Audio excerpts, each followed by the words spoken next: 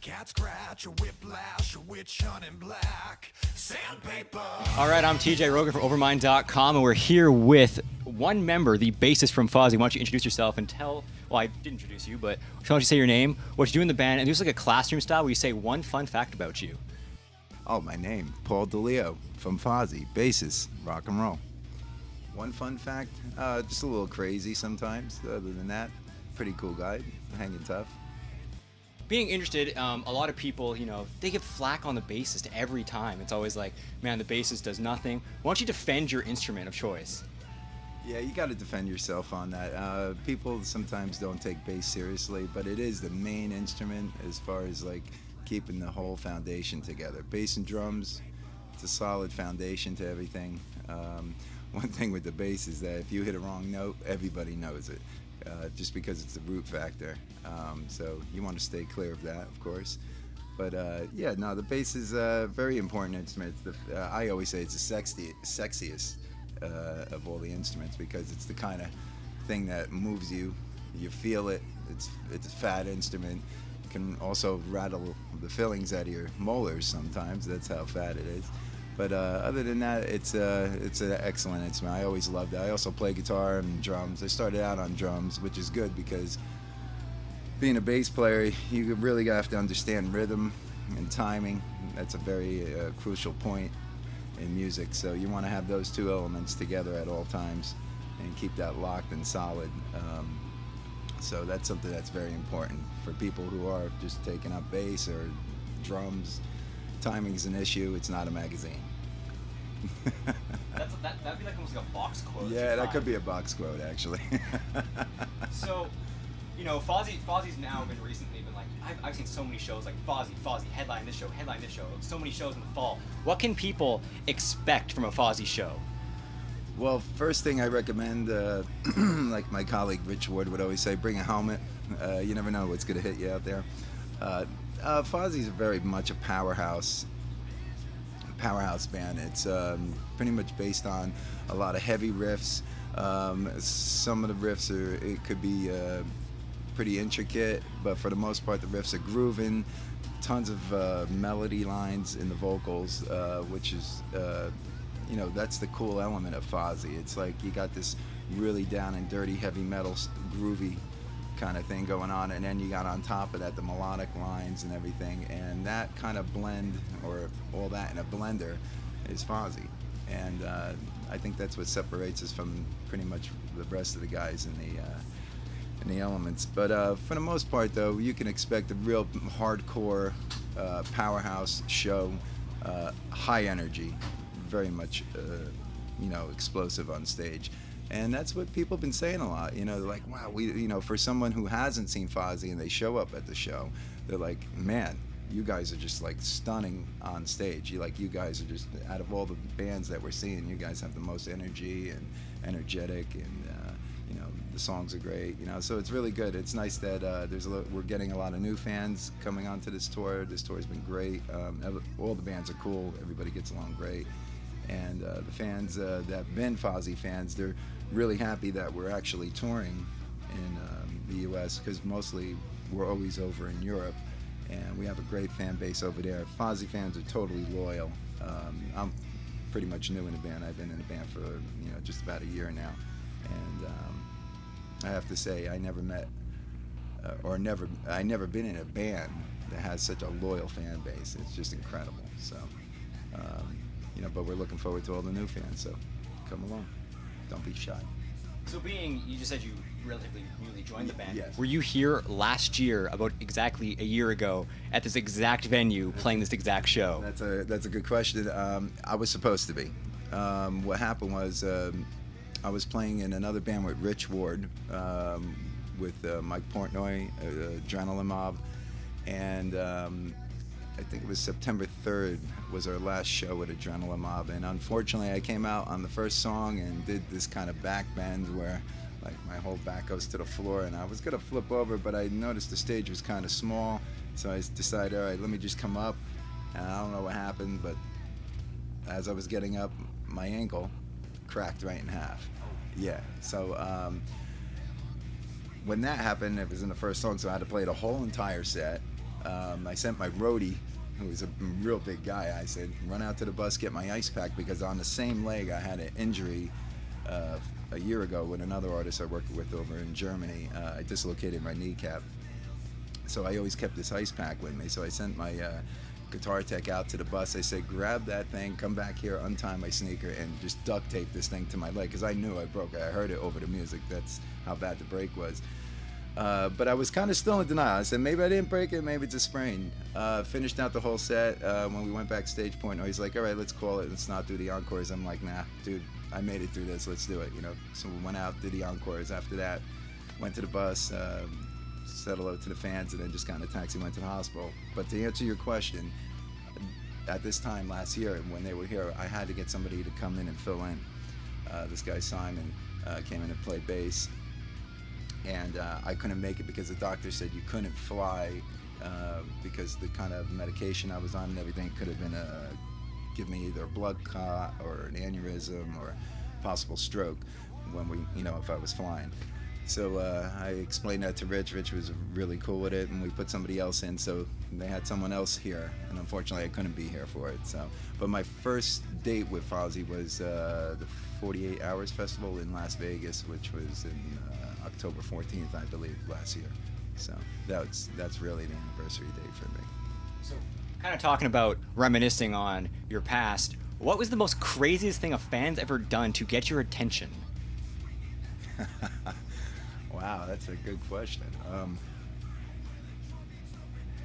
Well, actually, on this tour, this is pretty funny. We were doing the last song in our set, which is a real heavy song, Blood Happens, and there's usually a mosh pit going on. There was this girl that when we were doing our signing at the end of our set, she was sitting there and she was yelling because she wasn't online, but she was behind one of the barriers, and she's going, "Can you sign my black eye? Can you sign my black eye?" And then at the end of the line, I said to the guy, I said, "Bring her over here. What happened to your eye?" And she says, "Well, I was so into you guys, I went into the mosh pit. I was going crazy, and I got," she got whacked in the eye, and it was really bad. And so the craziest thing was to have somebody ask me to actually sign their black eye, and I was a little, apprehensive to do it because I'm like, how sore are you? Am I gonna hurt you with this? So I just signed underneath her eye, and there was my signature in black with her black purple eye. So I would say just off the top of my head, that one comes to mind as being one of the craziest things. So you've been kind of talking about, you mentioned before, like, Fozzy's this blender of sounds, like, actually made me really hungry, driving 4 hours down here. Well, we got some food if you want it. So, if you had your final meal, what would it be? Oh, man. Well, being Italian, I'd probably say probably a pizza or something. I've always been like a New York pizza. That's where I come from. So I'd probably go for that. A veggie pie. I'm big on vegetables. Once in a while, I indulge in some meat. But for the most part, I think if I had a last meal, it would be that veggie pie. Yeah. So not like a deep dish? Are you a normal guy? Oh, no. Too much bread. Too much bread? Yeah, too much bread. I'm more about the Thin crust guy. guy? Thin crust guy. Yeah. So am I. Yeah. I love That's it. tasty. You get more of the dish instead of the bread. Plus, you can have more pizza if it's thin versus, having the bread, because it stuffs you up, like a blowfish, Yeah. Take your shirt off. Yeah. Concerts, like, what am I looking like? So, your band's not here. Obviously, we don't see them anywhere. Yeah, they're in incognito somewhere. I don't know exactly where they're at. So, if they ever get to watch this, let's get, normally, I kind of let the band rip on the other band, but you seem like a nice guy. So why don't we compliment your other band members? What's your favorite thing about them all? Oh, God, these guys are great. Like I said, being the new guy in the band, and, me and Rich having a history with Adrenaline Mob. I'll start with Rich. Rich has been great from the very beginning. We always had a chemistry together on stage as well as off stage, and we have a lot of things in common. We both have studios. We're both engineers, producers, songwriters, and we're very much into tone, groove, that kind of thing. Rich is just a funny guy. He's like he could pretty much the most wittiest guy I've ever met. He could just be so quick, you know. He's one of those kind of guys. So I love him. Frank's another great guy, great drummer, very dedicated. He's right now in training, working out like crazy. Don't really have anything bad to say about anybody on that, or Frank. Billy's great too. Me and Billy been hanging a lot. We've been doing a lot of songwriting actually on the side here, passing files back to Rich in his studio. And of course, Chris Jericho. What can you say? I mean, that guy's just amazing, witty guy. You know, he's got a bunch of charisma. He comes in the room, everybody lights up. You know, he's a fun guy. We all get along. We tease each other. You know, we'll bust around a lot. I'm usually the quiet one in the background, just chilling out and listening to these guys. You know, go at it. And yeah, it's a lot of fun. I really can't bash on those guys. So have you ever had one of those like dramatic, like you sit in the background, you kind of sit there and you observe everyone, I'm assuming. Yeah. Have you ever had one of those moments where you're just like, you would know that they're going to do something really stupid in like 4 seconds, just watch it happen? Oh yeah, there's always a moment like that, you know. I'll chime in when there's my opportunity, but other than that, I just, you know, take my place in the background. I'm just entertained by all those guys that I just go at it all the time, you know. All right, so you say you tour a lot in the UK. We're from Canada. You know, the concert atmosphere from there to even just the US is completely different. What do you like the UK atmosphere, or do you like the US atmosphere in terms of the concert, and why?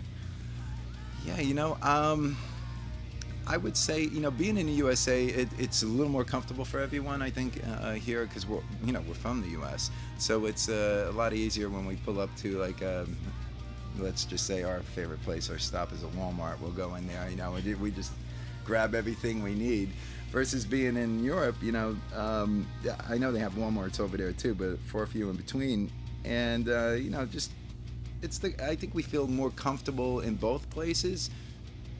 But I think we also enjoy, I think it's the factor that Fozzy's never really had a big US tour like we're on now. So we're just absorbing that right now and enjoying it on our home turf, so to speak.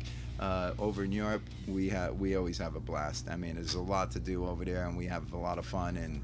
And basically, like I said, the fans over there are just incredible. I mean, I remember when I first came into the band, we started a tour in November, and one of the best things that I can remember is like it was me and Chris's birthday is pretty close. It's in November, and all these fans were sitting outside with birthday cakes for me and Chris and all this chocolate, just like we need, you know. Again, you know, but really, really cool. Like to see all these fans come up and give on. And I was saying to Chris, I'm saying, I cannot believe how awesome your fans are. They just, you know, bringing us presents and cakes and whatever, you know. So like I said, over in Europe, we have a great time over there, but we're enjoying it that we're on our home turf right now, and you know, having a good time here. And so what are you guys doing in terms of this next year or upcoming year, next year? Do you guys have any like plans? You just released a single with M Shadows, so what else do you guys have coming up? Well, we got a lot of things on board in the works right now that I can't really comment on, but I know we're going to be very, very busy. We got you know, this album Sin and Bones out, which is doing really, really well for us, and we're really thankful and grateful.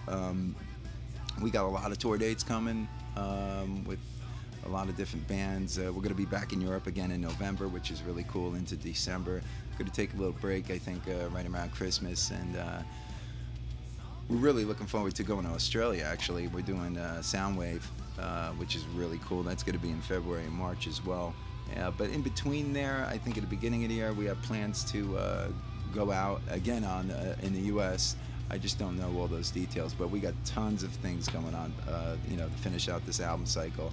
And we're already kind of getting some song ideas ready for the next record, because we want to keep the momentum going, basically. So yeah, there's a lot coming up, so stay tuned. And to kind of end this off, if you could say one thing to your fans that, you know, motivates them or just gets them through the day, what would you say to them? I would say we can't do it without you. Without you, Fozzy wouldn't exist. So we can only say thank you very, very much from our hearts. We're so blessed to have such great fans like Fozzy fans. And yeah, we just couldn't do it without you. So thank you. And I'm TJ Rogan from Overmind.com, and you can clearly tell that we are no longer in these states and are anywhere near a festival of uproarness. And I'm recording this actually 3 weeks late because I got totally sick after the show, and I've recorded this now twice because Lovin's a dick. Even the mic stand agrees. You probably not hear that, but the mic stand totally fell on her because she deserved it. Anyway, if you like that interview, you can go and like Fozzy, Paul DeLeo's band, all the way down there. Paul DeLeo is a cool guy, and he would probably really appreciate it if you went and liked his band on Facebook. Probably one of the only bassists who actually respect their instrument and understand that it is needed in music, and it's probably really important, and you should rock out on stage and not stand there looking bored. And if you want to keep up to date with all our interviews and know exactly when they come out and watch all of them because you are awesome and we are awesome and together we can be awesome, you can subscribe to us on YouTube all the way down there where we can be awesome and we can be in an awesome club. We can make awesome club shirts and awesome club bracelets and we can be BFFs forever. That's terrifying to be BFFs with me forever. But you can do it if you subscribe. And then you probably hate yourself forever. And speaking of hating yourself forever, you can go and follow me on Twitter, where you can send me nasty hate mail, because that's what everyone does. It's kind of the cool thing to do. You can make fun of my nose. Everyone does. You know, it happens on every single day. Every second day. Every single day. I'm not lying. Every single day. And if you want to follow the show, you can follow the show where you can know all the interviews we were doing, where we tweet out being like, hey, ask us questions. We're having an interview with them in about a week. You can follow the Overmind account powered by Assassin Droids down there. And you can like us on Facebook, where sometimes we do contests on there where you can win shit like signed posters of our pictures, because why not? And I'm TJ Rogan, and until next time we do another interview from out there in the space world, we are Ghost. It's turkey time, bitches.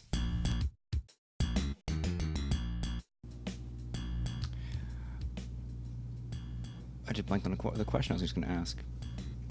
Start him up again.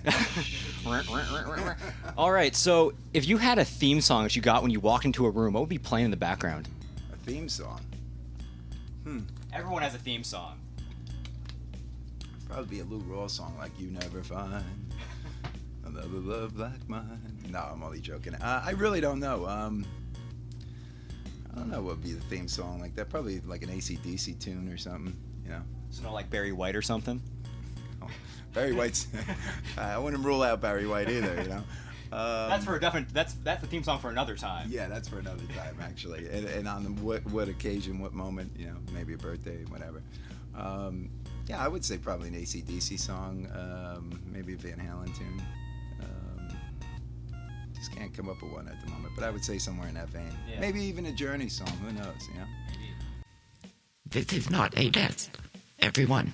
You need to go to Overmind.com now and watch our videos, please, or we will die.